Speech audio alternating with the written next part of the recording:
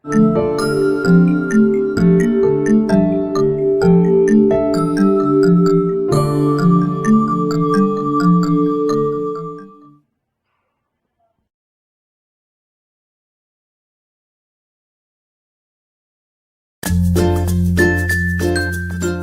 class. Bukas na rin yung pagsusulit. Mag-aral kayo ng mabuti at matulog ng maaga. Paalam na sa inyo.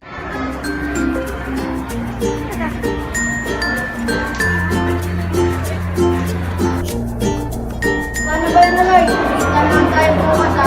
Agahan ko, ha? Good luck na sa atin.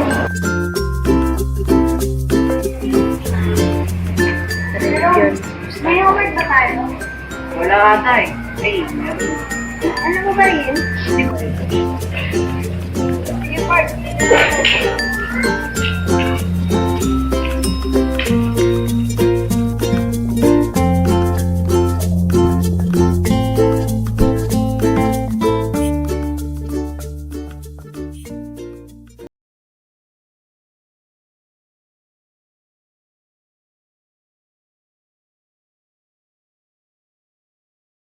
Na naman bukas, kailangan na naman mag-gift.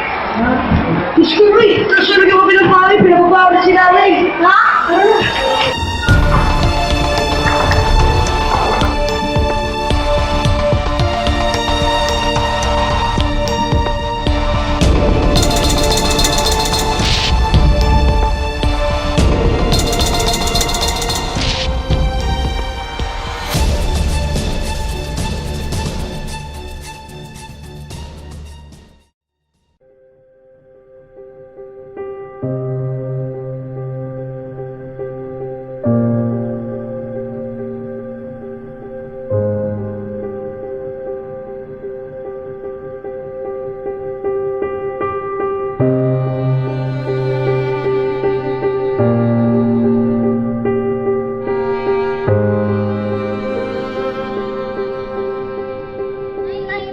Nay.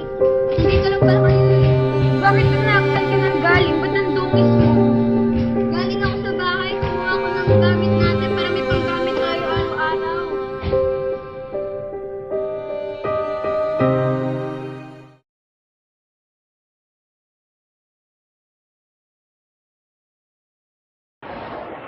Roy, excited ka na ba sa ating long test?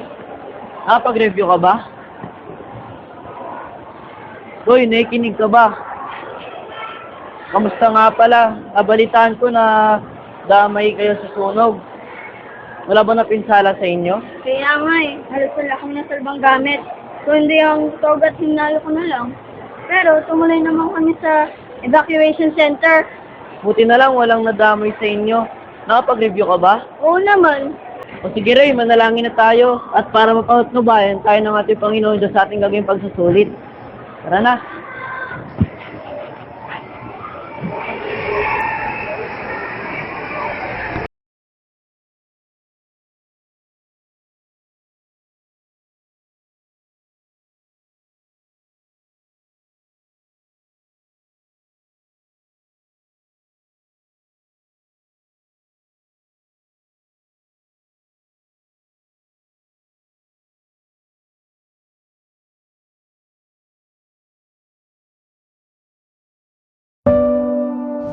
Ama, maraming salamat po sa lahat ng pagpapala mo sa amin.